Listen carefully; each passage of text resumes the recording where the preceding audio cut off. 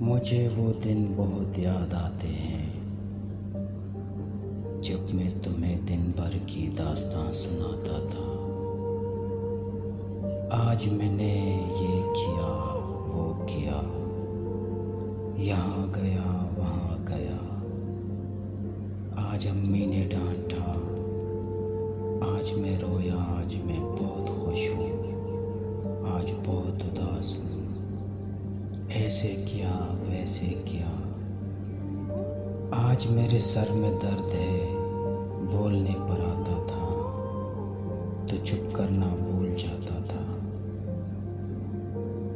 تم بھی چپ چاپ سنتی رہتی تھی میری پاگل باتیں، مگر اب کسی سے کچھ کہنے کا دل نہیں چاہتا۔ کتنی تکلیف ہو، کتنا دکھ ملے، کسی کو نہیں سناتا۔ تمہیں اپنی ذات تک رسائی دی تھی تمہارے لہجے میں تلخیوں کے بعد، اپنی ذات کو دفن کر دیا۔ تمہارے چلے جانے کے بعد میں نے چپ رہنا سیکھ لیا۔ مجھے وہ دن